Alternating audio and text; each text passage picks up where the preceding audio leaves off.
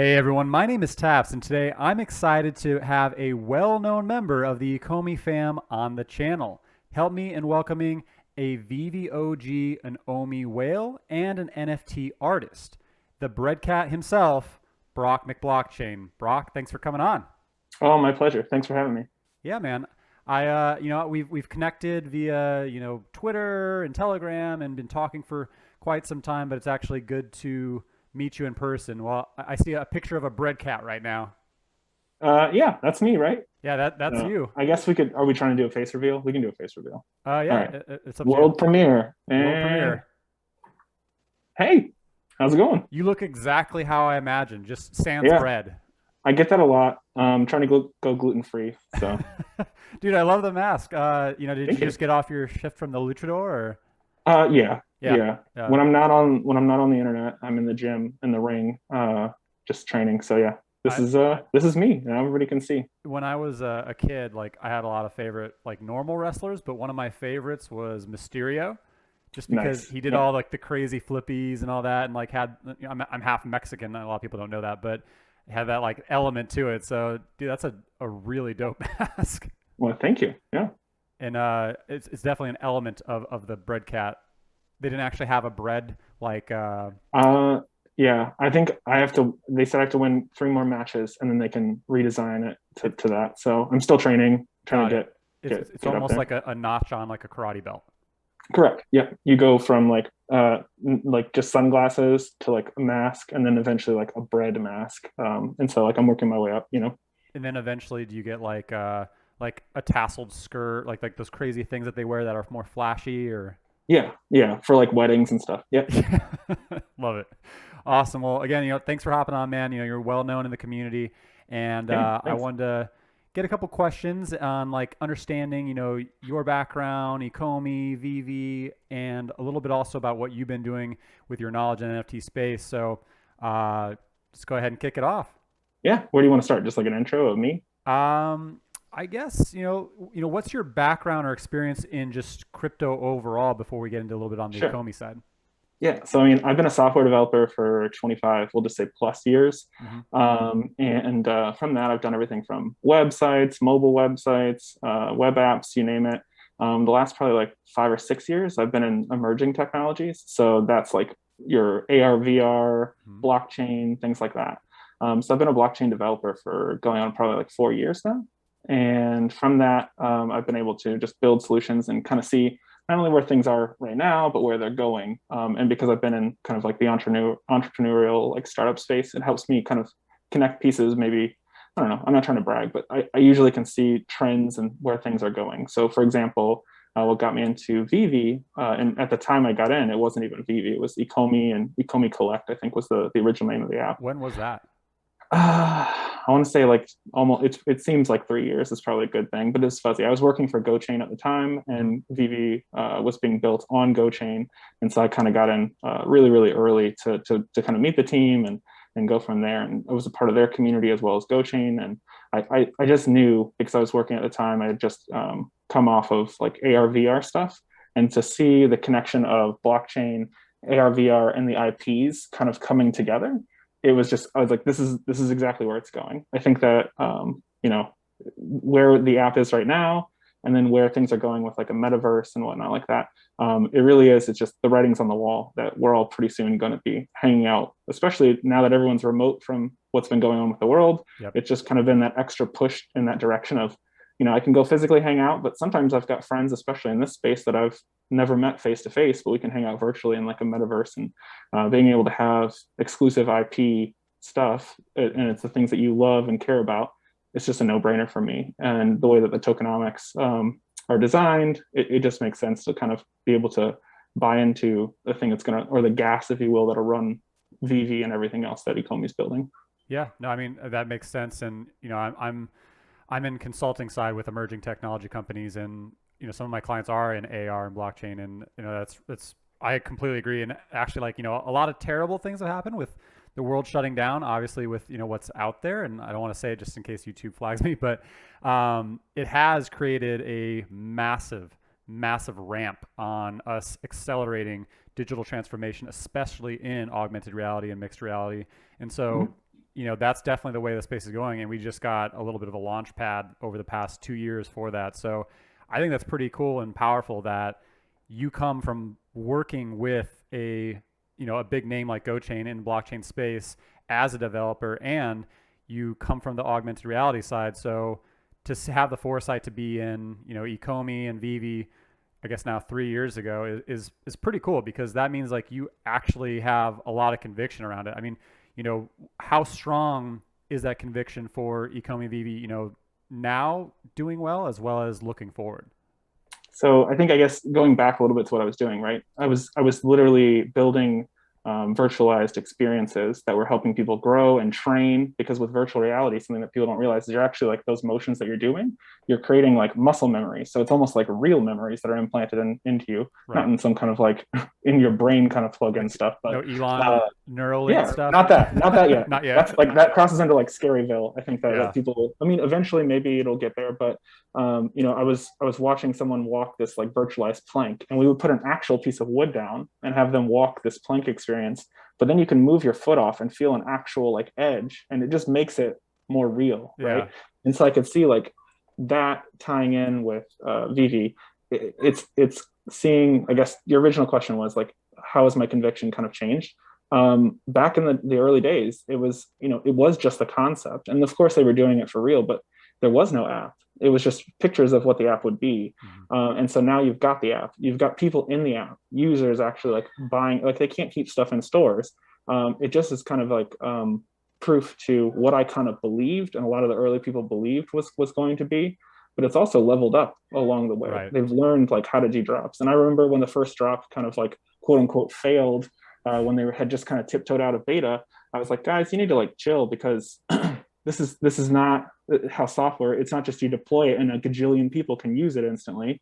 The fact that like they're breaking it now before there is all those users lets them rework it and set it up, and it's just part of the process. And not everyone's in that, so it's tough for them to see like, I put money in, it should be perfect. Like they should, if they're experts, even the experts sometimes have hiccups. Like you act like Twitter didn't have a famous fail whale meme. I mean, it just, that's how things happen, right? Mm-hmm. And so seeing the app actually happen, seeing them rework things, having them stick to their guns. I know when that first drop failed, everyone's like, this drop will never work. It needs to be like a waiting room. No, they've done it, right? And I think that's part of what makes Veve like special, is the way that the drops work and how it's that rush. I mean, most people that have done a drop could probably get the sweaty palms like 10 seconds before, like Sweaty fingers. Yeah, exactly. Like it's up to a minute. My wife knows now that like I go into my office and I close the doors and I go into like, it's the last minute, and I kind of like get my composure. Yeah. I'm sorry. I cannot, like, unless the house is on fire, like I need to get these blind boxes, as many as like it'll let me buy. Yep. So just, that's the thing that makes it fun, right? Like it's an experience. And I think that the more and more people onboard throughout the rest of this year and into next year and so forth, everyone gets kind of hooked in the fun and the magic of the drop experience. And then there's more beyond it too. Like you get to collect the things you really, really care about. And so I've got even more conviction now than ever. And they're still just, it's hard to believe they're still just getting started. Yeah. I mean, I definitely don't miss those days. And I know that we've had an influx of new users come in and new followers and all that, like looking into Veve or became Veve users. So for those who don't know, the dark days, which were really only what, Brock, like 4 months ago? It's like 4 or 5 months ago, Yeah, but I was in early beta, like yeah, before that, like that. there That used to like be a it wasn't even beta like that. Yeah. on the app, and you would log in, and we would literally just jam, and it would kind of like test fail, and you would just keep going, and you would try to get these drops, but you would be trying for 45 minutes to an hour, and like Yeah, just and hoping now you it's got in like something. five. It's in 5 seconds, Yeah, right? And not actually 5 seconds, but like actually like 30 seconds, right? And then now it's like going. I don't know if everybody else does this, but I keep going back in and out to try and catch someone that failed a captcha, to try and get, and it's gonna get like, I don't know. And I've seen like the community, because I've been in the community for a long time. I've seen these like ebbs and flows of like, they deploy 5 or 6 things that are awesome, and it's like, but yeah, what about it's always like jumping to the one. We're running out of things for people to kind of flip into and rage about still. I think tokenomics seems like they're coming again, like all these things are going to come, and we're getting them. Some people are saying, MTL or all these other things. Like the cool thing is we're getting all of them. And yeah, we might have to wait a month or 2 months or whatever, but all of them are coming eventually. And it's within the first year. Mm-hmm. Sometimes startups, they have to pivot and it takes another year or two before they get back to around to it.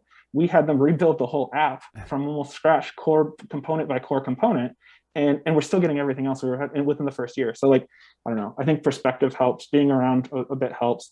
But yeah, no, it's been fun to see. And I think that people now, the thing that I've seen a lot of people complain about is like, I just got commons. It's like, it's going to get to a point if this continues to be successful where it's like, oh, I just got nothing. Like that'll be, like, Yeah. It's commons will be a thing that'll be celebrated because, you know, there's just supply and demand. And if it was, and it's a tightrope, right? If there's too much supply, then it's not worth collecting because everyone has one. So, you know, you have to understand, sometimes take a step back, take a breath, and realize that like you've actually got in super, super early. Everyone that's here super, super early on something that could be the next big thing that everyone just uses. Collect, like even through the situation, if you will, that happened recently, people never stopped collecting, right? And I think Veve is just making it that much more accessible for people. There are tons of people that are super into now Frank Kozik and Jermaine and all these artists that are coming in that had never heard of these people before. Other people had heard of them and still couldn't get access. Veve gives you access to artists. It gives you access to direct IP. Even now, these Marvel Mighties, people either all about them or kind of hate them. There's no really in the middle. But love or hate them, they're exclusive to Veve. Like you literally can't get them anywhere else. So like we've seen a product that's come out that's not available anywhere else but Veve. Again, it's just the beginning. Yeah. So. I mean, well said, and completely agree. You know, what we've seen in basically 9 months has been absolutely crazy, not just for like an actual crypto company, but for an emerging technology company. And it's actually a blessing and a curse on how much information they share with us, right? Because most other projects don't give you a every couple days or a week by week update on what is happening to this degree. So what happens is a lot of people are like, okay, this is awesome. What's next?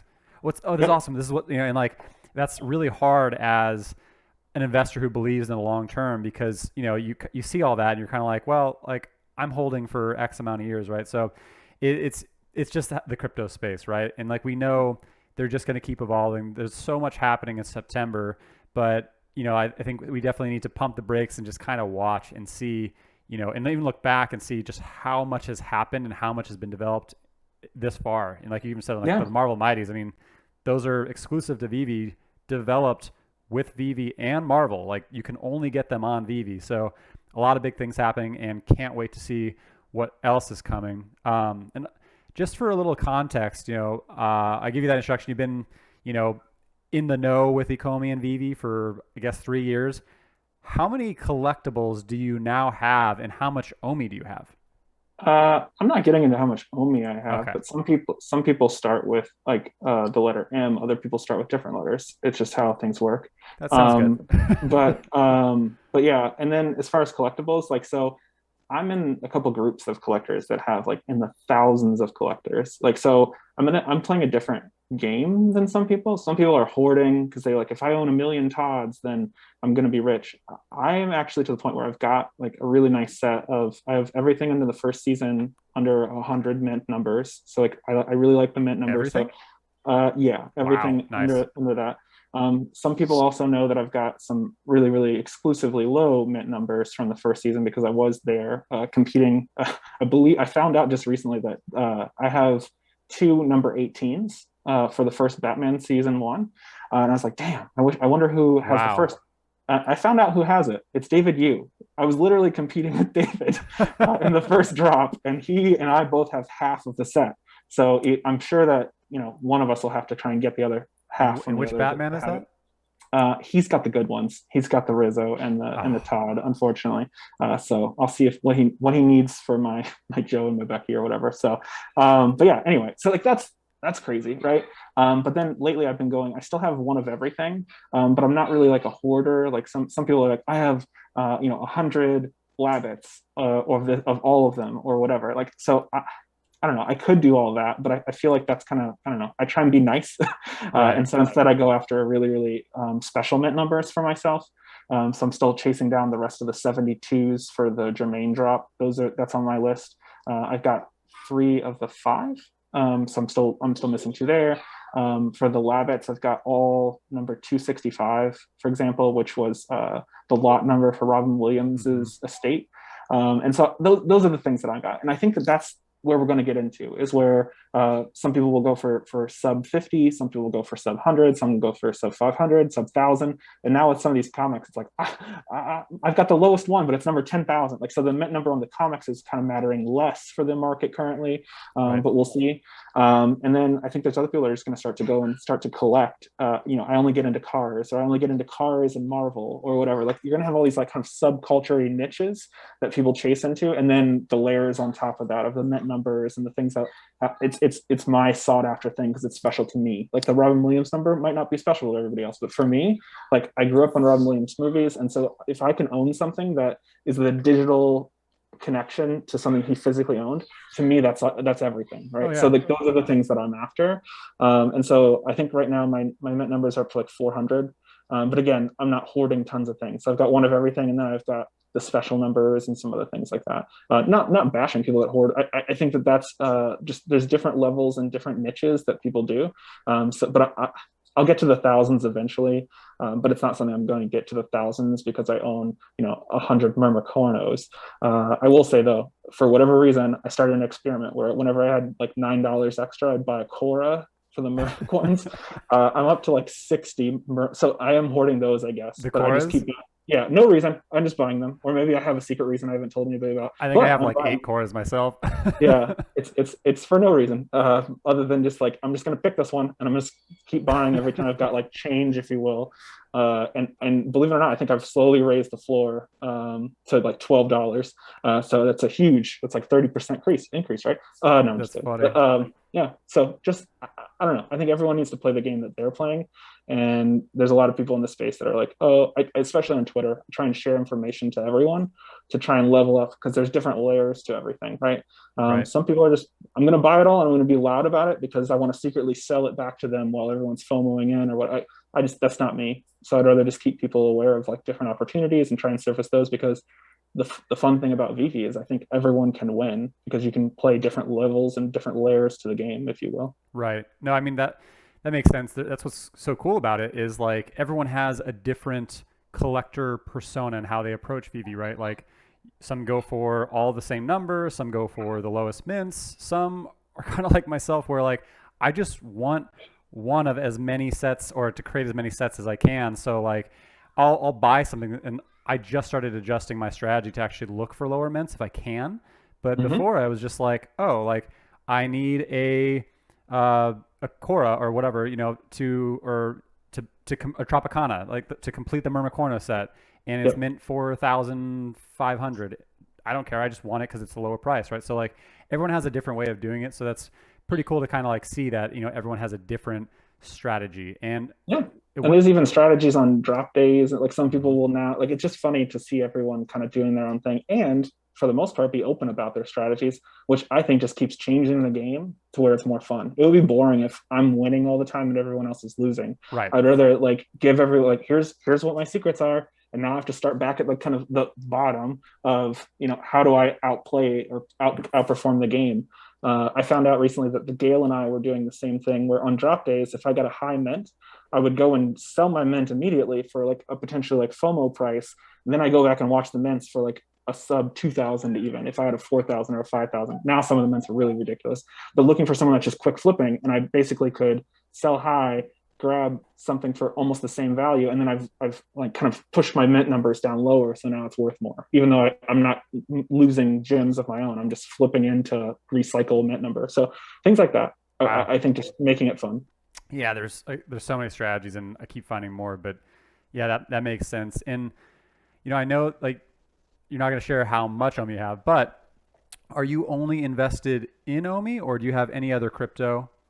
So I was 100% OMI, and I have been for the last probably like 2 years. Wow. That really hasn't changed. I will just, if I'm being 100% transparent, have bought with like fiat currency some more Ethereum Hmm. just to buy more NFTs on that network.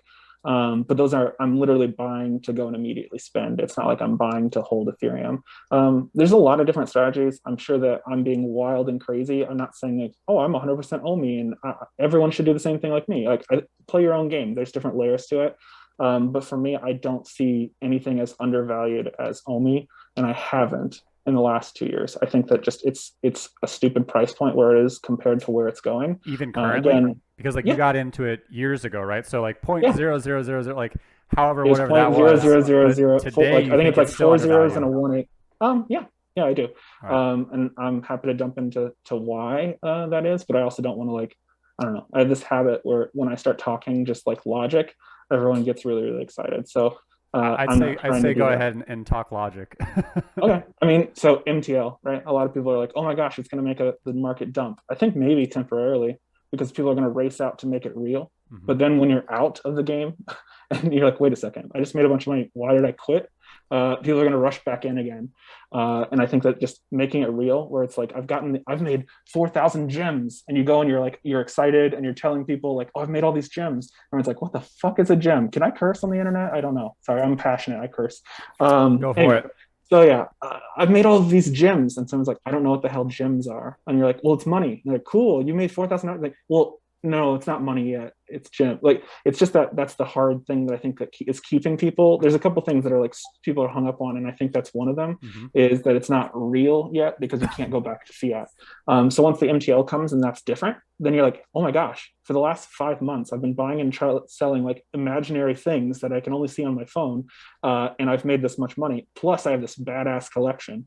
People are like, wait, what? You've made real money selling like augmented reality thing? And then they're going to want to, like, more and more people are going to snowball in. Yep. So I think that's going to be a huge catalyst for more users. And I think the more users you've got, the more things will burn. We're going to have OMI to NFT, which if you weren't around early years, the reason, or excuse me, earlier this year, like I act like I mean, it's been forever for me, but in crypto years, I think I'm like an ancient one. But anyway, so earlier this year, the thing that was the catalyst that kicked us off really was that being able to take my OMI that I had bought in for super, super cheap, that has naturally climbed up a little bit, and now weaponize that to buy more collectibles. I think the people that were able to get into like the last dump or whatever, $1,000 in at 0.0015 or whatever it like dipped down to, and now it's up 4 times that. Now I've got $4,000. I can dump half of it into collectibles, flip, flip, flip, and Yep. eventually I'll be able to go back into OMI. This is going to add new layers and dynamics to things, like, and it gives the token more utility. I mean, fair enough. I've sat in it, and yeah, I could have sold here and bought back in, or just left and done whatever. I just think that it wasn't worth my time because I still know where OMI's going. And so, yeah, maybe that was dumb to some people, but just it gets to a point where it doesn't matter, right? So anyway, I think that's another catalyst is the OMI to NFT, the immutable swap to where we'll be able to actually like export what we've got. I know that's another kind of hang up point for people is like, oh, they're not real NFTs. I think if you've got a proprietary blockchain like smart contract, you just don't want to like put that out there, and they're in a custodial wallet. So is it the NFTs that you're used to on Ethereum? I think they are NFTs. I just don't think it's the same logging and transaction. It's a database, like a centralized database that is controlling who owns it. And at any point, that person then could export once they turn that on. That's just me from like the technology side. But you're going to have now the best of both worlds. So that kind of thing of FUD goes away eventually once that happens. And then also you can take them off and sell them on Opensea. There are some people that I know, like, so I sold Golden Moogly for $36,000 in gems, but it took that person forever to get into that amount of gems because you can't just go in, you can only go in at like, I think it's like $350 chunks. And Yeah, each time it's there's a such an high. fee for that. So then they're overpaying. Like, so that has been a friction point from bigger money coming in that wants these things. And so with OpenSea, I can just send it out, sell it on OpenSea. I think the way they're going to do the smart contract is like that the licensor or the artist can still get a slice, just like you can off Oh, OpenSea, really? which I think is, I think there, I mean, Hmm. technologically, I believe it's possible. I I don't know assume they wouldn't be able to do so, but I I mean, think he could anyway. I was talking about this in the NFT chat where somebody will make a service that allows you to say, hey, here's a smart contract, person A, B, and C. We all want a 33rd split from this contract address. Use that to deploy something to OpenSea. When a sale comes, it all pipes through at the right amount. Like, it's going to happen. right. And I think Immutable has some stuff baked into it that allows you to do that. So I think it's going to get real interesting real fast Yeah. for not only content creators, but also Veve, who's a part of it. But anyway, I think that'll be a big part. that would be yet another catalyst, because now that's a way for new money to come in that don't want to spend the fiat, don't want the fees, but want the collectibles because the IP is important, or the art is important because it's the only way that Frank Kozik's ever done like a 3D piece or whatever. And so Ethereum or whatever you want to use off Opensea, that money can come in. Now those collectibles can come in, and then it can be now part of this new cycle. So all these things are going to kick off all at once. Like we don't just get one, we get all of them. Yeah. And that's not even talking about some of the things that they've said recently. I haven't been in, you mentioned like, where's my conviction at?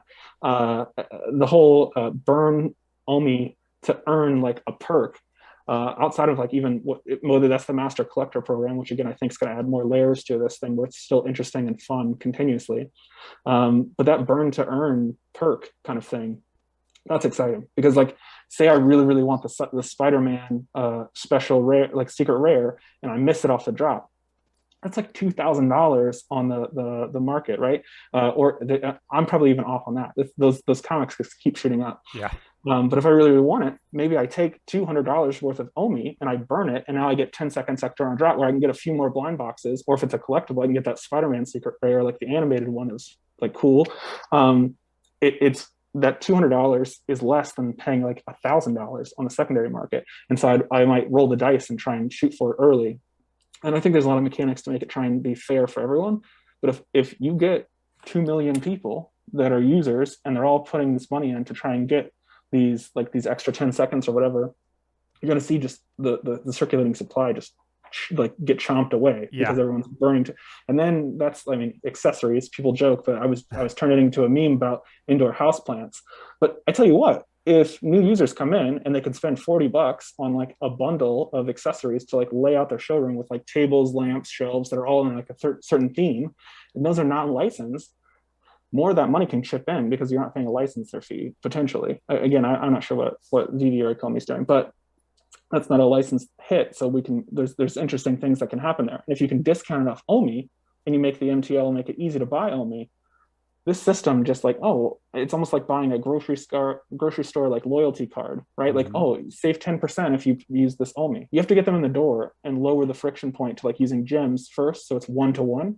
But then you're like, oh, well, if you just buy 1-to-1, like 1 to whatever the value is of this OMI, and just immediately spend it, you save 10% or whatever. A million people times $40, and then do that every couple of months when you roll out new accessories and new stuff. Like this is where this is going. And anyone that's not seeing it is missing where, like, you're running to where the ball is, not where the ball is going.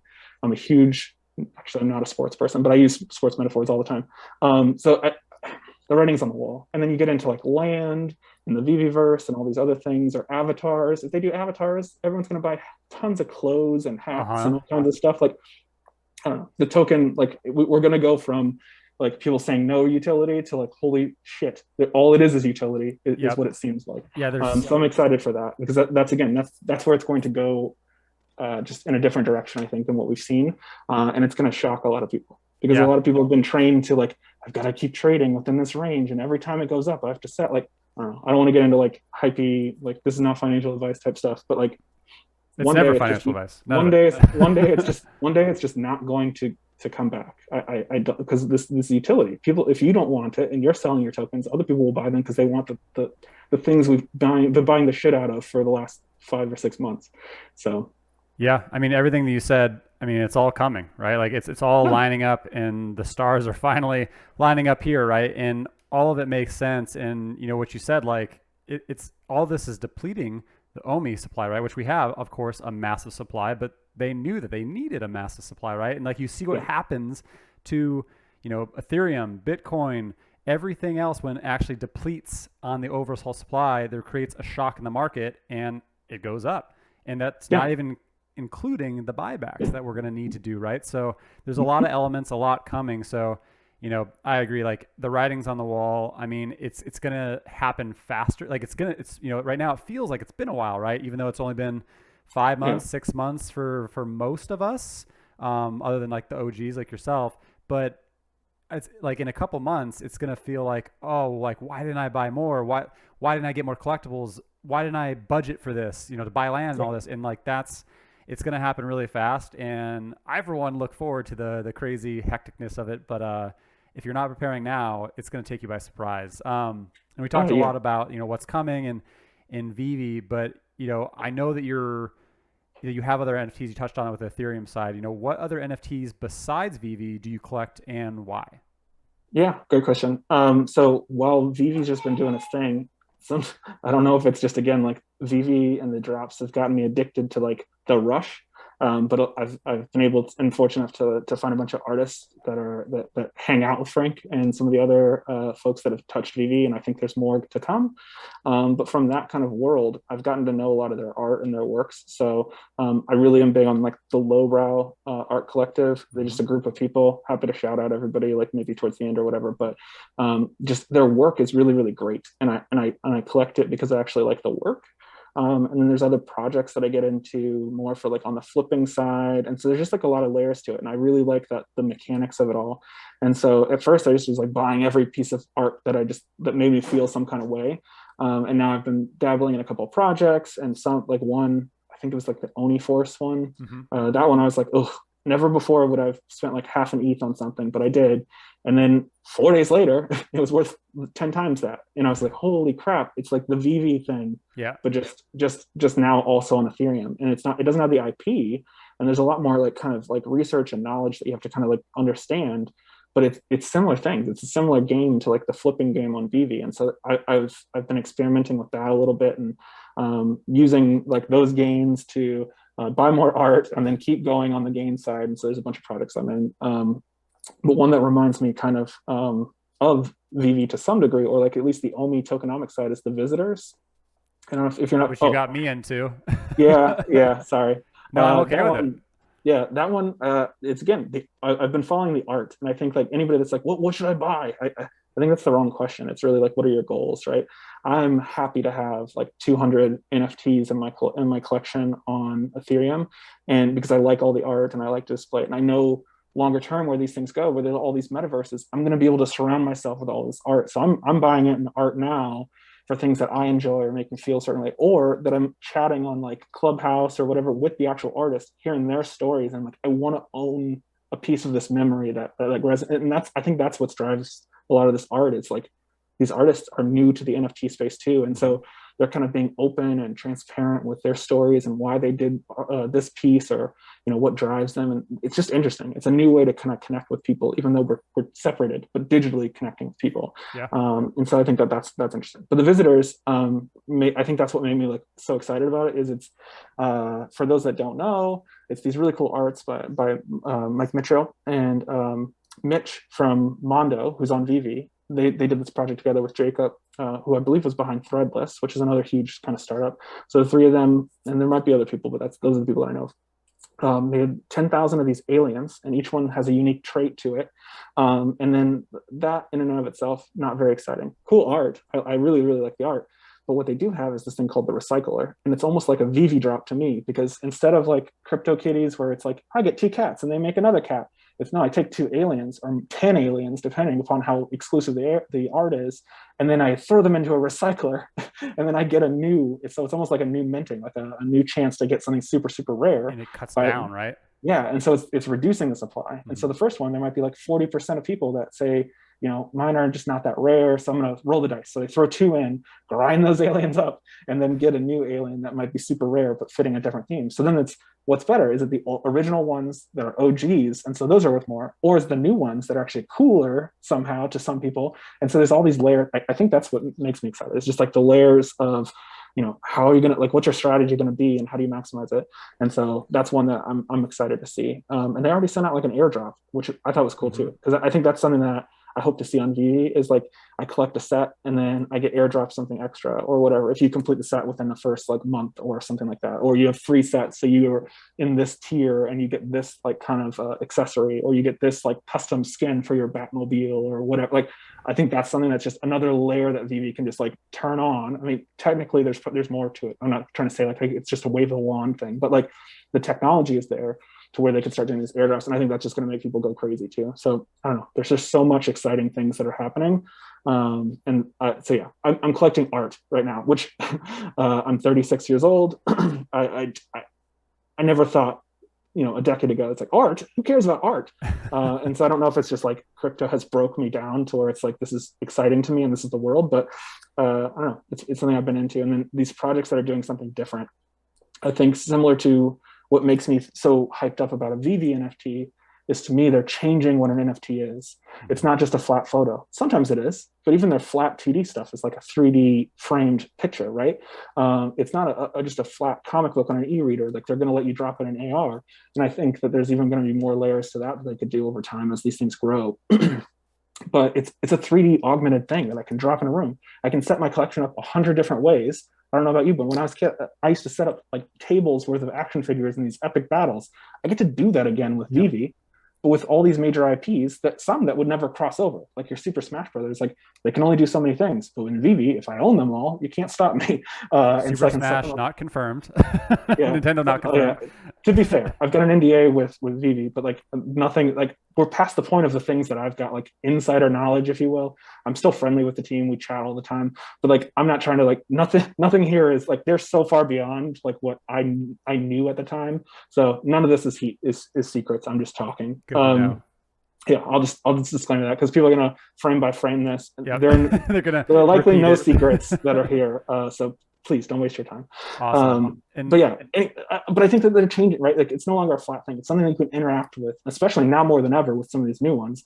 And that's where it's only going to go further and further to where it's digital toys that you actually own that don't break. You can set up a million different ways and flip between them. Like, if you set up a bunch of toys that are physical on a table, they're set up that way. And if you want to change it, you knock them all down and do it again. With Veve, you just flip showrooms, right?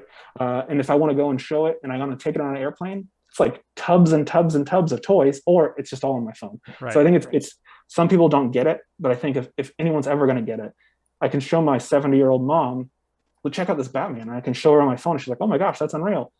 And she gets it. Mm-hmm.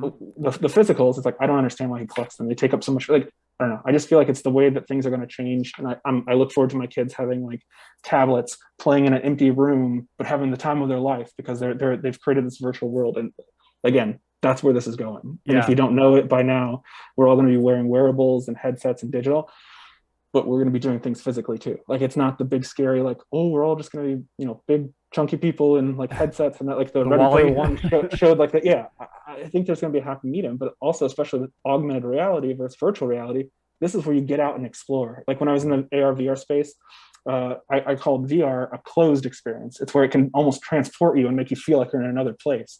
AR is the reverse. It lets you keep your head up and see the world around you, but just puts a digital layer in front so that you can have more information, more interaction than you could otherwise. So I'm excited for where this is going, and owning a bunch of stuff in Veve and owning a bunch of stuff in Ethereum. I just feels like I'm kind of loading up and hoarding all the things that I care about. So when everybody else shows up, I can sell them my duplicates and then buy more stuff. Yeah, no, I mean, that makes sense to me. And there's other strategies to collecting in like OpenSea and on Ethereum and Polygon, right? Like you said, you kind of have a mix of, your passion for art, and then there's the investing side, and like, actually like getting something to flip it, like the Oni Force. But more and more of the fam are kind of following that path where, in general, they're getting into NFTs. So I guess, what are some of those strategies or knowledge that you could provide for the newer investors looking to get into, other NFT projects in OpenSea or whatever? Cool. Yeah, I think that's a great question. First of all, I would break it down with, know the level in which you're playing the game. I'm not like, when I'm going and taking these gambles, to most people, I'm playing with like house money. Like, I tried something, I did an experiment, and then I did a bigger experiment, and I grew myself to where I had kind of like a war chest, if you will, of stuff.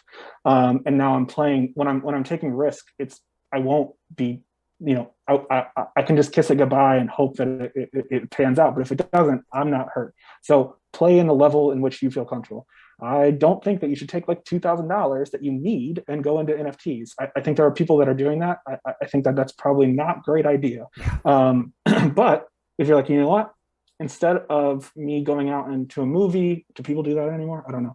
Going to a movie and dinner, and I would spend $100, and that's like my entertainment fund. Maybe you take your entertainment fund and you go and you buy an NFT if you feel like, one, it moves you in some kind of way because it's art, or it's a project that you think like, whoa, I think I'm getting in early enough to where this is going to be a big thing and I might be able to make a profit later. Like those are the kinds of things that you need to look. And there's more layers to it than that. And I don't think that we'll have time to layer out everything, but I'll give you some strategies that I use. Again, that I use, not saying these are the golden rules, but first of all, know the level in which you're playing. And you might have to start small and then work your way up instead of trying to go, I'm going to put in $100 and it's going to turn into $1 million. That's just not real life, even in the NFT space. So play where you know, and that might have one strategy. And as you grow to a different spot, then you might have a different strategy. The next thing that I would say is like, know what your goals are. Do you just want to double your money? Do you want to, or are you trying to like collect a bunch of art? Like me, I'm happy to have the art. Other people might just want the money. And so know the game that you're playing, set a goal and work towards it. If you don't have a goal, then you're going to probably just flop around on a bunch of stuff, or you're going to see like a shiny object with a new project that's coming out and just chase and lose and chase and lose. And then you're like, this NFT stuff is stupid. All I do is lose money. You know what you're playing and what you want the goal to be. 4 years from now, or even like shorter than that, 6 months from now, what do you want? Mm-hmm. I want more art and money to keep going so I can buy more art without me putting in more like fiat currency. That's a win to me. Other people might think differently. But yeah, when I'm looking into a project, for example, like the Visitors, seeing a dwindling supply, but really, really cool art with an interesting mechanic, I feel like that's a project. And the reason why I went into it is that even the ones that are like less rare, so I guess taking a step back, there's a lot of these generative projects where it's like, we'll make 10,000 of something. Some will be super, super rare. It's like 1% of them. The rest will be like 20% of rare stuff. And the rest is just like what it is. I think that with this project, one, the artist tried to make it to where there's no real like lame ones. Even the ones that are like really basic are actually cool because they're basic. Like there's something interesting about all of them. But the thing to me was interesting is that when you recycle them, all of the ones that get recycled end up in a graveyard and they're under public domain. So anyone can then remix those and use those for art projects. You could sell t-shirts with them as long as you hold one visitor. So it's like a ticket to ride. And again, this goes back into that like entertainment fun thing. Like I'm having fun in this project because I can, whatever I own, I can make art from it because I'm an artist, but I could also go and sell t-shirts of them and do like, I can do all of these things with these characters that I didn't create. It's almost like being able to license the IP of somebody else's work without the full buy-in, because you just pay a smaller amount, and again, relative to whatever you're playing with. But that recycler thing is going to make, if I've got a bunch of rare ones, well, I don't want to recycle my cool ones. I now have to go and seek out the ones that are like less rare and recycle those in hopes of getting something even cooler. But over time, the less rare ones start to get smaller and smaller. So then you have to almost make this dilemma of, do I sacrifice this really, really cool one to roll the dice because I really want it? And it also creates a buy, right? Like, yeah, like that happened to me. The ones that are, I had two, and then I got a really cool one, and then I was like, well, yours, I know I need at least insane. two to yours recycle. Is better than all of mine. I got a number 54, and I love my cursed purple. But like, I got that, and I was like, well, I'm not going to recycle this, and I need at least two. And I was like, well, I guess I got to go buy another one. And like, that's going to happen when the recycler comes too, right? You get addicted. Yeah, and I think that people are also like, to me, what's the magic tipping point, and what I saw in Veve early on is like, oh, there's something. I can see people getting in, like addicted, if you will, to this. Like there's magic in this. Mm-hmm. I see similar with this visitors program with when people take the first like the non like rare ones and recycle them all, and then they get something cool, but they also get one that's like not as cool, and you're like, wait, I should roll the dice, because it's a limited window in which you can recycle for that round too. So then there's going to be this frenzy to grab whatever. And then round 2 happens, and then round 3 happens. And then I think they threw out, like, they've got a collaboration with a different artist. So it's going to be Mike's work with somebody else. They have to sacrifice 10 visitors. Like, so the supply is going to keep. And then what's left of this like art experiment, if you will, is just like, everyone's going to have like their really, really unique kind of like persona, if you will. And then eventually I think all of these things become avatars in a metaverse or art in a metaverse. And so then you've got a really, really unique piece from Mike Mitchell, but also you bought the ticket to ride the experience of recycling and making that dilemma of like, do I get this one or this one? What one's really calls to me, kind of thing. Yeah. I think that's really cool. And I think those are the projects that I look for, I guess, circling back, is the ones that are doing something different. Yeah. I'm making 10,000 pandas because no one did pandas before. Like, that is less cool to me than something like the visitors, or there's another one that I've got eyes on, and I'm trying not to shill these projects. It's more of the concept that I'm looking for than the project. But Frogland, I think, is interesting, where you can buy a unique frog and you get land in a metaverse, and their metaverse is different. And I think this is where like the future is going, is their metaverse is actually a combination of different communities. So there's a community for like these cranium ones, and the different community, and there's an art district and all these other things. And so they're kind of bringing a bunch of people to their metaverse, like in a shared metaverse. I think the Viviverse, if things go the way that I see them, will be another layer on that, where it's like you've got Marvel World and other, like all these different areas within the Viviverse, and you might want to go race cars, or you might want to go do some kind of like showroom thing, or you want to do some kind of design contest for like the crazy stuff that the community is creating. Like, I feel like all of this is going to live in the Viviverse, and more probably than we're even thinking. And I feel like that's where the world goes, right? Is everyone's going to have these wearables, or through your phone. You know, if you're bored, you can jump into the metaverse, and there might be an experience that's just while you're there, and not like the whole viewfinder of your phone. There'll be different layers to it. And I think I'll be able to jump into the Viviverse because there's an event happening there. Oh, that's done. Now I'm going to jump over to Frogland, and in the same physical space, I can jump between metaverse spaces and interact with the people that I want to meet with, the people that I want to see them do something uniquely. Like, I want to see a concert in the Viviverse, or I want to, like, that's where this goes, is being able to almost teleport yourself to a different, not reality, that sounds crazy, but like a different augmented layer of existence, where you're experiencing different things and talking to different people in augmented reality, which is even further than people ever thought they could do on a phone. Like, Right. we're just alive in a very, very interesting generation, where like for me, I jumped in building the internet at the early days, like with America Online, and even before that with like message boards and stuff, like building websites and seeing how far a website has evolved. And then we get virtual and augmented reality, and like these, being able to actually own something, the digital access or the digital rights, if you will. Like, it's just crazy, and it's going to go further and further and further. So coming from someone who not only has worked on a well-known and successful blockchain project like GoChain, but also someone who's, you know, coming from the early days of like developing internet, like, or AOL, right? Like, you're saying that you're seeing obviously Ecomi and Veve going to be a lot more, right? So like, what we see today is not going to be translated in 2025. It's going to be that much grander, right? So that's, as an investor, really comforting. And then one thing I did want to kind of add to what you just said, like, you know, what the strategies are, or just kind of tidbits for new investors, because you said a lot there, and all of it was great, and I agree. I think Tom Bill, you actually said something similar on this, but like, when you are buying the art that's outside of Veve on Opensea or these other projects, like, there are a lot of distractions, a lot of like, this looks, you know, this is going to hype up, this is going to hype up, and 95% of them are not going to, you know, shoot up. And what you need to really consider, and, you know, I'm not as, I guess, NFT expert as yourself, but, you know, I've been in the space and have quite a lot of projects, but you have to think about, if you're not able to sell it right away, like, what kind of impact is it going to have later down the line? Like, look at the utility, like you said, right? Like, what kind of metaverse is it going to have? Because all of them are now saying we're going to have a metaverse, but if it doesn't look good, if it doesn't feel good, if it's just them, then it probably won't really last, and the value of it won't go well. But if it is a project like Veve with its own incredibly rendered Veveverse that is going to separate it out from many other projects, then it's going to do well, right? But other PFPs that have utility, like a recycler, like the Visitor, that creates that collecting, gambling kind of passion, or something like Frogland, where it has this metaverse of several projects. So you're not just a community of 10,000, you're a community of 50,000 or 100,000 that can scale. That's what you should be looking at when you're getting into these PFP projects, because those are the ones that are going to last. Yeah, I think it comes down to, and you kind of hit it. Like, for me, if I'm buying into a project, I have to think about like, what's the worst possible situation? Like the metaverse, I just don't. I think there's a lot of Me Too things, right? Like, right now, it's everyone's doing a 10,000 generated project. I say this also doing a 10,000 generated project, but like, what's the extra? What is the thing that's extra or setting it apart, or how is it changing the game? The Visitors, I think, captured like a very, very interesting idea that made me excited. Frogland, you know, if everyone's got a metaverse, I want the one that's like, kind of, I could see myself again going into the Viviverse and doing all the stuff with these major IPs, and probably like that's going to be like one of the top tier metaverses if things go the way that I kind of believe they have. And everything with the app ended up at or above what I had expectations for. I think the team is going to do a similar approach with their metaverse. But again, that's just my gut feeling.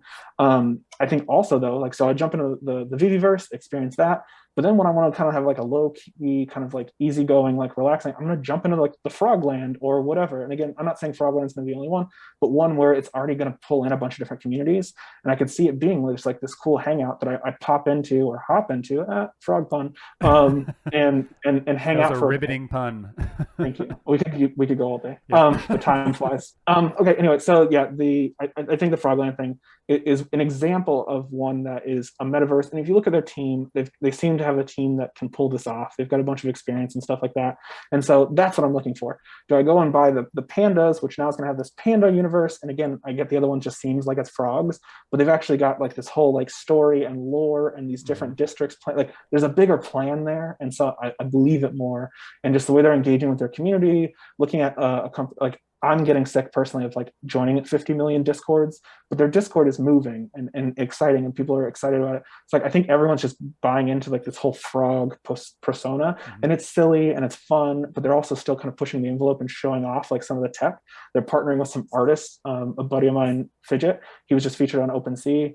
He is now kind of like doing some of their stuff in their art districts. So like that all just keeps lending more and more confidence. Similar to if I was an outsider right now looking at like Ecomi or Veve, looking at their team, like David, 20 plus years, Dan plus 20 plus years, Alfred Kahn, like there's so much. I think that's the problem with Veve, if anything, is like looking at the elevator pitch, there's too much to shove into an elevator pitch because you're always leaving something out. Yeah. So like to me, that's tipping the scale over to where like, that's why I'm 100% in, because it just like, it seems like it's a slam dunk and they've done nothing but prove themselves along. So it got to the point at first when I was in the OMI, I was like, oh, I don't want anybody to say anything bad about it. Like, oh, I have to go and like combat the like FUD or like, I don't know. It's just the point where it's like, let them FUD. I don't care. Like it doesn't matter to me anymore. I've seen the team like deliver on more than not. Sure. Does the timeline move? No. Yes. Sometimes things change. Or, I didn't get this right in the exact date that they said, but it came a month or two later. Like, who cares? I still got it, right? Like, until the time where it just never happens or they stop updating it or something like that. Like, I don't know. I've seen them deliver more than not. Timelines in software, timelines never work out. So, like, sorry, it's just reality. And I get if people have not experienced software to know that. But the team does for their size. They fucking produce things, and I've worked with world-class teams that have had longer timelines than what they've been able to crank out. So like kudos to them. I just again can't say enough. But there's other projects that I think you start to look at other things of like, what does their team have and what do they bring to it? Who can realistically pull off a metaverse? And also like there's already been a metaverse before or after. So like you can't be the first metaverse. It's actually now who can take what's already been and really have that visionary or that trajectory of seeing where things should go or could go and push it. That's what's exciting to me. And so that's, again, I feel like we've harped on two projects of like Frogland and Visitors, but I think that just two examples of someone that seems to have the skill set, taking it further, making that value. So it's not just a quick cash grab of like, buy 1,000 cats because, everyone loves cats, or, only Breadcats though. Yeah, for sure. Yeah. I'm trying to coin the market of that. No. Yep. But like it's a frog, but it's not just a frog. It's a persona. Like they have like what are the crimes for your frog? Like basically everyone's like a bunch of frog criminals. It's also your ticket for land, right? Yeah, exactly. And you get land out of it. And so like I think it's going to be interesting. That's another one where like Visitors, I could see like even if I get a bad draw, if you will, of the random generator things, I get a random frog. If someone wants land, eventually they're going to have to buy someone else's land, right? So like that's where I see like the vision of where like if this is really cool, people are going to want it and the value is going to move up a little bit. And that will then let me take that profit out, keep one frog for myself. So I'm still got the ticket to play, but then I can go and jump on the next thing. And that I think that's just, again, it depends on what your goals are, but that's how to look at it is like, do I want to role play as a frog forever? Like who doesn't? Yes. But then also if I can get a couple extras, I now hold somebody else's ticket to ride and they need to jump in. And I think that's it, even with like my projects and stuff like that, like how can I make it like where it's almost like a new version of Kickstarter, if you will, like give me some buy-in now and I will give you like 2 years of content and fun and enjoyment and stuff like that. If you can think of it like that, where it's you're pulling from your entertainment bucket and watching the Visitors kind of go and evolve and just being a part of that community, for me is worth the cost of admission. Yep. If I can make profit off of it, then great. Same thing with Frogland, and there's a bunch of other projects like that I just I like the art, I like the what you get immediately, but I also like potentially what I could get down the road, and those are the things that I gravitate to because I think that I can enjoy and continue to go and have basically free entertainment if I play it right. Yeah, and that's actually I meant to say this earlier, and I completely forgot. But when you were talking about how people are gonna initially maybe jump out, or initially, I don't want to create any fun, but when MTL comes, like they're gonna sell some collectibles, and then they'll be like, wait, I had this way of actually making a profit and turning money. I'm gonna jump back in. What that immediately made me think is like people are gonna create this weekly or bi-weekly or whatever like form of auxiliary income, right? Mm-hmm. That's going to be done through Vivi. And immediately, like when you said that, I was like, oh wow, like that's going to actually make an effect for people who are actually going to take that money and then invest it into other projects like NFT projects. Because that's what actually sold me to get into Axes and start breeding, is because I don't really care about the game necessarily, but I wanted some way to make excess money so that way I could get into the NFT and art and the projects that I wanted. And now it's producing profit probably about half an ETH a week. So that's a good amount that I can now throw into other NFT projects. That's the only reason why I did it. And Vivi is going to be that. So I just wanted to say that real quick. And Yeah. and we're getting close on time, but um, you've touched on your art, and I'm curious. What are you creating as an NFT artist, and are you able to show some of it today? I don't know if I could show it Okay. today. One project I'm actually telling people I'm not working on or anything, and like that's the marketing pitch is like, oh, I don't know why I'm doing this. It's no reason. And But I do that'll come own out. some Brockmick blockchain art, so I'm Yeah. happy to say that it So looks great. thanks. So yeah, I some art I just started doing for myself. So I did the drippy monsters. Mhm. That's just like classic monsters that are like drippy faces. It just I like dark weird stuff. And so I did that, and then I was like, what's the opposite of that? Oh, I know, fish. And so I Yeah, started I monsters started and doing fish. Hyper yeah, opposites. well, because I was like, I don't want to just like get pigeonholed into like like the dark stuff. Like I can do something different. So I started making these fish, and like they're like they've got these like neon shapes in them, and to me that was just an interesting idea. I started trying to like hide little subtle things in there, like from different cultures and different. So it was a way to like learn more stuff and do different art and just do have like a creative outlet. I will hint a little bit or show my hand a little bit, but my current project is also fish, which again, so now I went from like, don't pigeon your whole self as like the monster guy. And now I guess I'm going deep into fish, and I've got no super affinity, but the project that I'm working on is again, how can I make something that if someone ends up with it, they can get enjoyment out of it. And so, yeah, it's a fish project, 10,000 fish. And then, but immediately you'll be able to go in and set up your own virtual aquarium. You can do saltwater, freshwater. There's a bunch of different layers of like, I don't know if lore is the right term, but there's a lot of different extra stuff that comes with it because I want to push the envelope, right? So I'm Hmm. hanging out with these artists like daily, talking to them. And I think that like the creativity side and the technology side need to kind of like embrace and level up each other to where one is pushing the other, where, oh, the technology is not there to like do it, to do these creative ideas. And then the technology does come up, and now it's like, well, now what else we can do? It's just going to be this ebb and flow to just do these really, really cool things. Is And that I a think fish that like, pun? An ebb and flow? uh, yeah, I guess so. They just fall out of me, I guess. But yeah, so I think that it'll be cool. I got an iPad, and I've been doing like sketches of like different fish accessories for the tanks and stuff. But yeah, there's a lot of layers. So it starts off as a fish tank, and then it turns into more. So again, I'm trying to think of it as like, what if someone's small buy, and I'm trying to keep the money low to where it's like you don't have to buy food or any of these other like gimmicks that people do. It's just like just enjoy the fish. Right. The original idea came from like, if they say, and I think it's a myth, but like goldfish have a 5 second memory, and so like what if the goldfish, they don't have time to get stressed, right? Like it's just always this kind of like blissfulness. So like what if while you're stressed out, you could like turn over and look at this like fish tank whenever you want, wherever you're at, and those are your fish, and you don't have to feed them, clean up after them, none of that. You just enjoy them and just like zone out and see it. If you want to change the lighting or the bubbles or the whatever, like all of it's customizable to you. You can cast it to a TV. You can watch it on your phone. Like I don't know. I just think that that's cool, where you're taking something that's a digital thing, making it almost seem alive. And like maybe it dies. Who knows? I don't know. But like all of these things make it more interesting or exciting, instead of just, it's not just an avatar. It can be a flat little fish, Hmm. but why not make it swim or give it life? So it's this interesting kind of pairing idea that I've been doing. But I'm not shilling it. It's just something that I just thought would be enjoyable. And if people buy the ticket to ride, then I've got some content for like a year or two for them, with just taking this idea further and further and further. And then to level up it again, I'm toying around with these artists that I know, or any artist might be able to submit art, publish a contract, and sell like a fish accessory that they made to have like a 101 or a backdrop for a fish tank that they can sell. And then all of these things combined to where, I started off with the defaults, but now I buy this accessory or this backdrop or this NFT that I bought off OpenSea now can become my backdrop. So it's like blending different NFT projects together into one living thing. And I think that's where things are going to go. The interoperability, I think, is not been explored, but it's metaverses, then interoperability, to where I'm a frog on Frogland and I look a certain way. I hop on to Decentraland and I've got that frog NFT. They can see that in my wallet, and now I look like a frog in Decentraland's artwork style, or I jump into the Veveverse.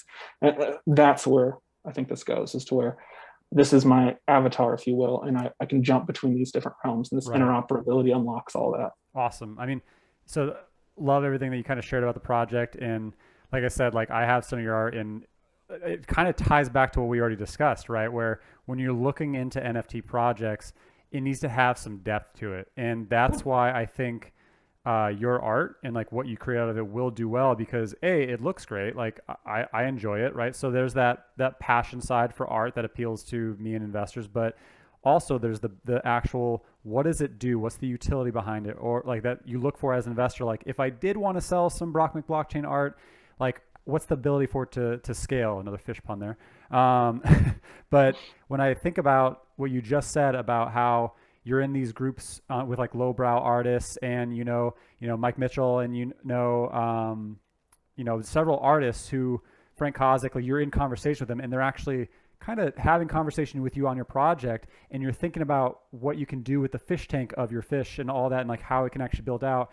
I think that's giving you as an NFT artist as an edge, right? Because I've seen, tons of people that I know who've created projects, and some do okay, some fall flat, right? Like I get tagged or messaged about NFT projects almost every single day that I should look into, but it's only, 2 to 5% that I actually give the time, because it needs to have that element. So that's why I think like you as an NFT artist, you're thinking the long game and like what's really going to have it be effective, and not just, hey, I want to create a fish NFT. Yeah, I think that's the difference, right? Is that there's a lot of right now people are saying like, oh my gosh, these apes are worth. I think there's an option right now for like 101 of the Board Yacht Club apes, which look into that if you're not. But like, I think it's like $19 million for 101 of them. So like each one's like what, 50K or more. And there's, I know a lot of people that have them. They're like 50K, fuck that. Like I don't. There's no way I'm selling for that, because they're an exclusive member of this club. Like that now, I think is like a dinner bell being rung for some people that are opportunists that are coming in. And it's like, oh, I'll just draw a cat and then have it generate 10,000 of them, and everyone will love this cat. Like those are the projects that are coming in that are going to kind of like burn people that get suckered into them. And so I'm hoping to try and like educate, like, know that you're just buying a cat, or you're buying the cat over here that has a story and can like breed, or can jump into the like something that does more than just the flat image. And I feel like there's going to be this big surplus of generated projects that aren't doing much, that are going to burn some people out. But hopefully I'm trying to like teach the coding side, or teach whatever I can to kind of balance the scale out. Same pun. To be the ones that provide more value, to where if someone buys one of my fish for, I think it's like, I'm looking at like 0.045 or something like that. Like again, half of what some of these other generated projects are looking for, because I'd rather have somebody have two fish and enjoy it, or just buy one fish if that's all you can afford. Again, it's more about like having the tank and enjoying it. And like I know there'll be immediate utility, because you're going to enjoy the fish, because that's what I believe in. I don't want to just like take people's money, but I want to be able to. It's a win-win. It's almost like a Kickstarter, right? Like I'm giving you a ticket for this thing that I've been able to code and do the art for, and tangle all of my skills and even some of my friends' skills that I've been tapping in into this creative world that you can take this ride for. And maybe it's like for everybody that holds like one or two, I airdrop them like a snail for their fish tank or whatever. I'll be able to continue to content drop things that are enjoyable, or that keep it fun, or holidays, or because you own something over here. Like there's this one guy that does they're called Kraken ships. I just love the way they look, but it's like a Kraken tangling into a ship, and they're just really unique. But maybe if you own one of his, my project sees that you have one of those in your wallet, and so you get this sweet like octopus tentacle that can stick out of the bottom of your tank. Like that's what I want to do, where it's like, you supported this over here, I know them, and so there's this extra little feature that you can have because you supported them over there, because you bought my art, like those neon circles and squares and rectangles. Maybe you log in, and because it sees you bought my art, you get one of those neon shapes that you can put in your tank. Like that's where things start to weave and get interesting. And so I know if you buy one of my fish, for example, or if I feel, again, it's not a project, so I don't know, but like Frogland, if I buy a frog, I'm going to get the value out in entertainment, and maybe I'll make money on it too if I want to. But like, you got to look for that extra. Same thing that Veve has, like that extra. You're not just buying a flat Captain America. You're buying one that like breaks the ground if you've got the one. So like, those are the things that gravitate towards me, because I think they're the ones that are actually putting value, that justify the cost, instead of buy my chicken because it's got a hat on it, or it's like, there just has to be more, and the space is leveling up still, and it's just the beginning. Awesome. And I've got two more questions, and then we'll Sure, wrap fire this away. up. But you just brought up Vivi again, and I meant to ask this, I completely forgot.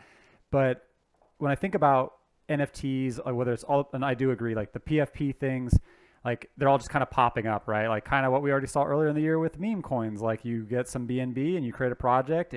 Whoever created it, like they made a ton of money, whether it did well, and then people got left holding the bag. A lot is going to happen on that side with the PFPs. I mean, story from 2018 with ICOs, right? Like Yep. there's always something in happening in each cycle, and this time we got two of them, and it's now the NFT PFPs just popping up. So make sure you're really paying attention to what's behind the project. But you brought it up like with your aquariums and how basically they have certain different elements. Like that is something that is appealing of the PFPs as well as other NFTs, is the differentiation, right? So when Veve, which is coming up, when Veve collectibles are able to go onto OpenSea, how do you see them performing in terms of, in contrast of the other PFP projects and other NFTs where there's differentiation in each one, versus Veve where, yeah, there's different mints, but they all look the same?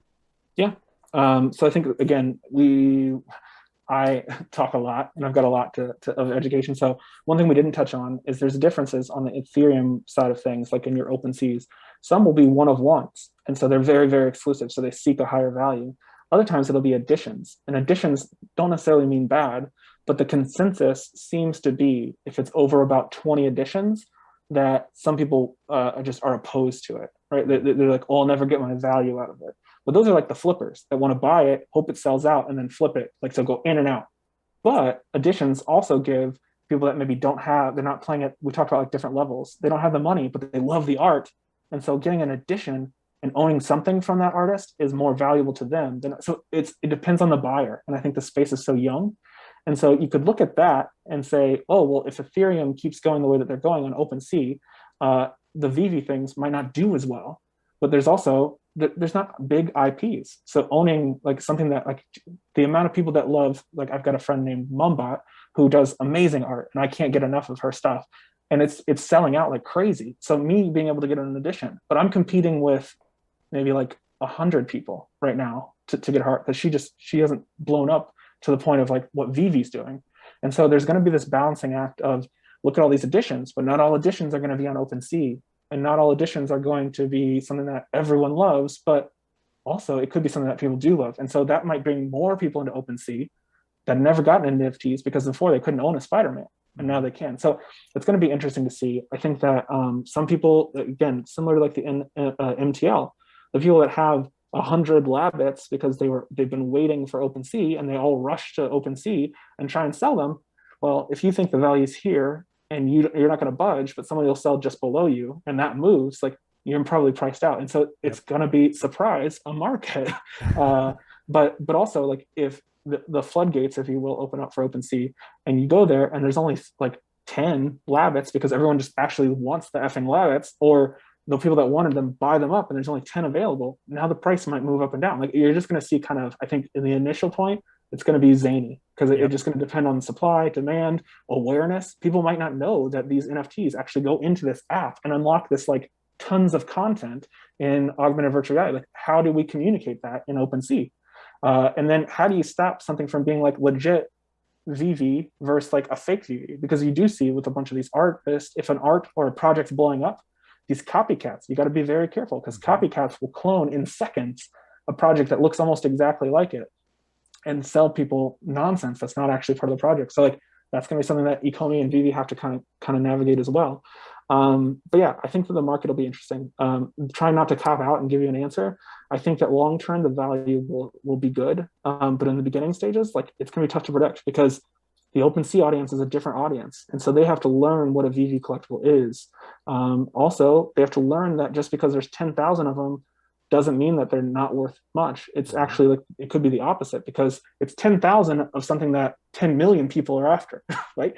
So it's all relative. Yeah, and I mean, I agree with you on many of those points, and I almost feel like right when it happens, it's almost going to be like a Hunger Games moment, right? Like if I Yep. have an extremely low mint animated Spider-Man, like I'm going to try to get him on as soon as possible because there are going to be, other mints, but you're going to be one of the lower mints, and people will probably pay a premium, especially the people who Oh yeah. didn't want to jump into VV because they are hardcore NFTers, right? They want to actually own that property. That's why they live and breathe in OpenSea and haven't bought or purchased something yet in VV. So they have money and they don't care if it's, $5,000 for that Spider-Man outside of the VV app because they Yeah. truly own it, right? So like that's what I imagine is going to happen when this happens. And then also, let's say it's a one of 10,000, right?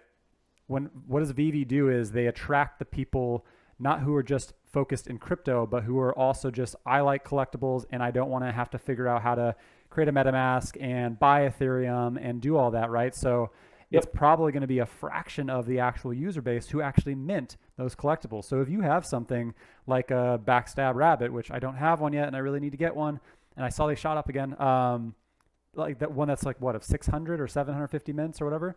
So if Yeah. there's 10 to 20% of the user base that's actually going to put those on there, then you're only going to have like 30 to 70 or Yeah. so of those on there. So it's really going to be interesting to see what that looks like. And we're the, getting we're the getting flip side the flip side is also too, like, some of those people bought Ethereum at like $12, some yeah bought it at 200, and now it's for like, so like what seems obscene for us, again, it's all relative. Like it might Mhm. not be that, like, oh, it's $10,000, but if they bought it at 200, then it's not, it might not be like, oh, it's $600, like, so it just depends. And there's also those mint numbers. There's some, like, so I, spoiler, really like the number 19 my whole life. 19, which, how I, like, the stars aligned and I got, that was my set of the first thing, was just dumb luck, but it just played into, like, again, 19 is my thing. I will, even on like Ethereum ones, like OpenSea, look for the mint number 19 if there's mint numbers on them. There's going to be people that are like mint number like 1313 or whatever, or 666, or all of these different numerologies that are going to fetch a premium. But what happens when they want it and it's not on OpenSea because that person didn't move it over? Yep. Now they have to actually like buy one, get into the app, and hope to, like, so again, I'm excited because there's a lot of layers, a lot of ways to play it, where you're going to have people that are like starting to watch like a hawk for different things that get listed on OpenSea. So I don't know. I'm excited because, like, I think it's good. It's, everyone seems to, and I'm not trying to bash anybody, but there's a lot of like short-sightedness of like, what's going to happen when it launches? Oh, it didn't immediately go to a million. It sucks. This is garbage. Sell everything. Like, sometimes, again, and I'm trying to put this out there, like, how would I know if I didn't know Vivi? How would I know, looking at OpenSea, that something is, when it appears to be a flat image that says Vivi in the corner, know that there's more to it? There's going to be some education. People aren't going to always just immediately rush in. Some will say Frank Kozik and go, "Oh fuck yeah, I want that." Others will see, this hoverboard from Back to the Future, and maybe it's not one of the more popular ones. And go, I don't know what this is. Like, why would I buy a picture of like a skateboard, basically? Mhm. And so I think it's going to take some education and some warming up to then to actually see that. And so content creators like yourself and everybody else, I think that the more that you can put out to raise the awareness of like, this is what VV is. It's coming to OpenSea. It's going to look different, but when you bring it back into the app, which is easy to do, you get everything else. And if you get sick of that, again, this is one of the biggest things as a parent, that VV, and I know we're up against time. I can go a little bit longer if you can. Is if my kid gets sick of a toy and it's a VV toy, I can just go flip it and buy them whatever else they want, right? Right. If I buy something at the store, I can't do that. So people might buy in, and that's their ticket to get into VV, flip it in VV, get gems, and then buy the things that they want because they've got the Ethereum and they don't want to hit the tax or go into fiat and get taxed twice.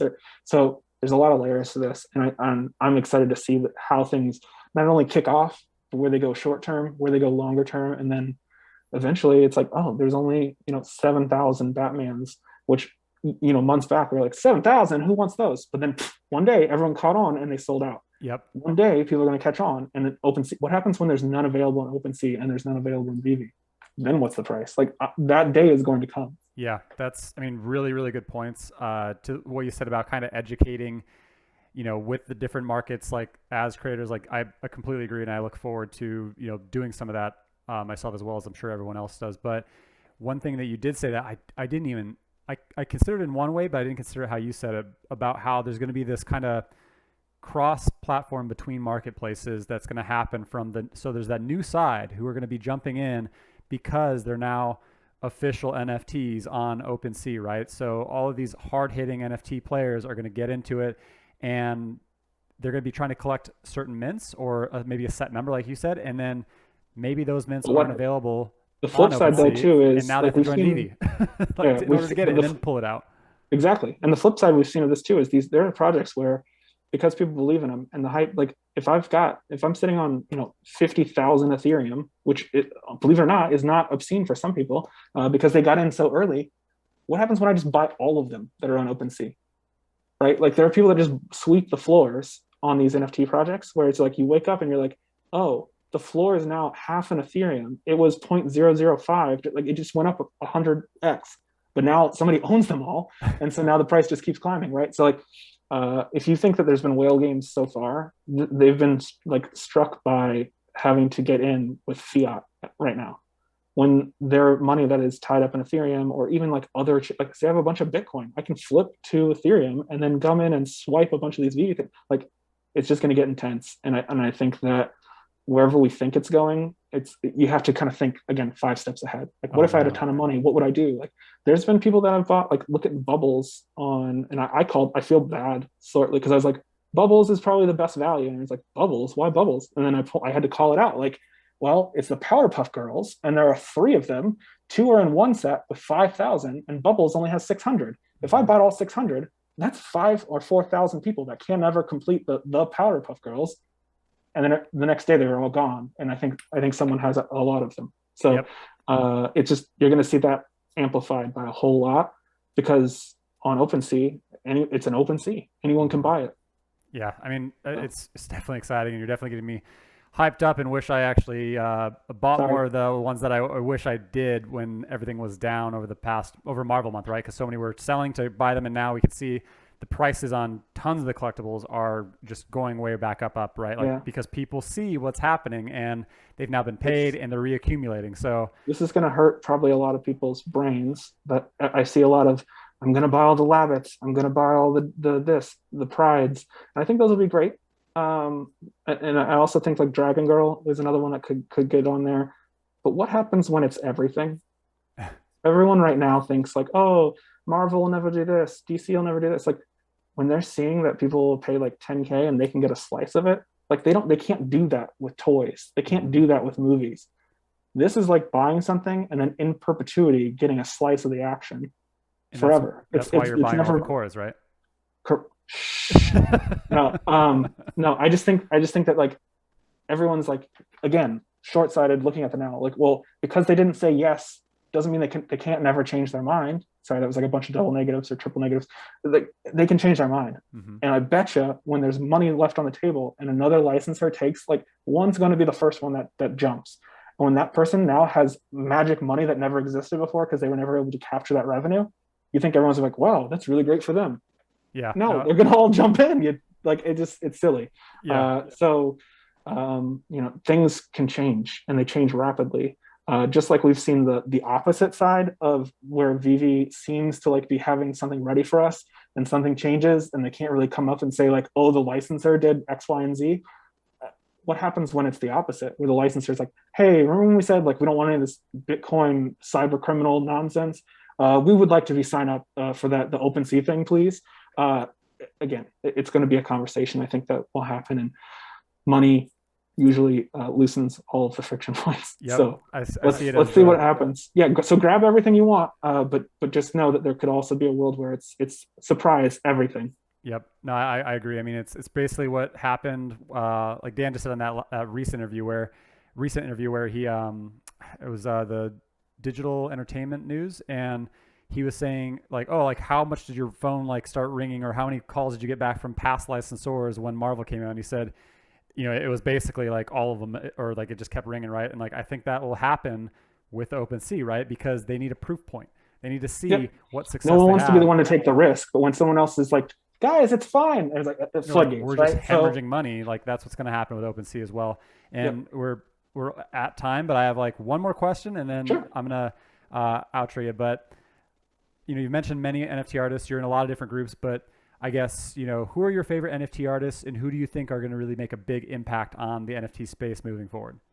You're going to get me hurt because I'm probably going to forget somebody. But the lowbrow in general, search them. Look at my Twitter. I'm shouting out everybody all the time because I just love everything. Mm-hmm. But I think there'll be a lot of different groups that have their come up. But the lowbrow just calls to me like it's so there's such variety. Allison, Bamcat, Mumbot, Fidget. Yeah, I'm really going to get Frank is part of it. Tons of other people. Of course, like I was ready for like this is the question that kept me up at night because I will just do a huge massive tweet again, like another like call off at whenever this video goes live. But just everybody. There's so many people. Brian Morris, Brian Romero, Mm-hmm. and the coolest thing is not only do I get to buy their art as much as I can, but I get to know them as people, and just I think that's what makes NFTs so cool is because like you are it's that ownership, but it's ownership to like an idea or a conversation or a memory, all those things. And again, that sounds like hokey, but it's the truth, right? Like these are real people making real art, and I get the luxury of being able to own it before everyone finds out that how like badass they are. And so for me, that's exciting. But also, like they found out about my fish project, and I think it was Brian yesterday. He was like, Brian "No, you Morris? should do." What was that? Was it I Brian think Morris? I believe so, yeah. Awesome. And Love his art. yes, and he was like, you should do, and I was already thinking like a different thing, but he's like, you should do a submarine, and then you could put like an NFT inside.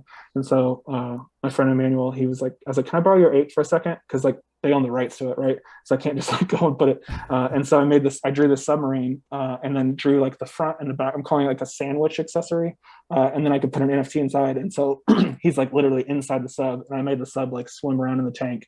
And so like again, it's just like leveling up these ideas of creativity and like it's so awesome. And then when I show it, they're all like, "Oh my god, it's how I would do it this way." Or I think another one of my friends, Clem, he was like, "If you want to do it in 3D, let me know," because he's doing like all these 3D models of everything, and he's got something cool. And we're doing a project together too. So yeah, it's just I don't know. Everyone's just really really cool, open, and I think a lot of them are again looking at I do this now, but with this technology, like how can I take it to the next level? And it's fun to watch everyone's creativity, the tech, the users, the marketing, like all these things kind of come together, and all these skills get like remixed into something that's just really really cool.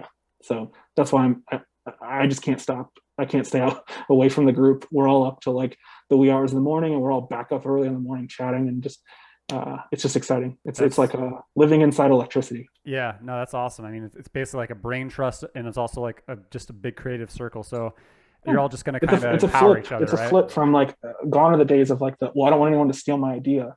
Now it's like if I don't say it, either one, no one this group won't hold me to doing it, or I'm missing out on this like leveling up of ideas and stuff like that. So like I don't know. People, I still get even just in like the developer space. We're like, well, can you sign this NDA? I'm like, sure, but I'm too busy to steal your idea. So like, either tell me about it and let me help you, or keep it to yourself, I guess, and good luck. Like execution is the part that's special. And again, not to full, but like Veve, they're executing.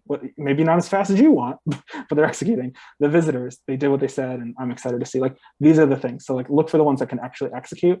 And if you believe they can execute, that's when I jump in. If I'm able to. Awesome. Well, I mean, a lot of knowledge dropped. Absolutely incredible. And like Brock, we've had many conversations over the months through social media, and it's great to actually like have you in the flesh and mask with a verbal conversation. So Yeah. I really underneath appreciate, this is nothing. It's just like you just see the it's wall. bread. Yeah. It's just bread. It's true. More bread. Yeah. But man, I really appreciate your time and the insight. So I'm sure the community does as well. Sure. For those who aren't familiar with you or your work, which is I think a big side of it, where can people find you on social media and in marketplaces? Yeah, mostly it's on Twitter. I think it's Brock Breadcat. I just shorten it for Twitter. Yeah, that's the best place. If you want to snoop on what I'm buying, people kept asking me. So I set up a domain, Doomray, so DOOMRAY.com. It goes right to my OpenSea wallet. So you can, I mean, transparency, you can watch everything that I'm buying. And my Twitter, I'm usually shouting about whatever I'm interested in.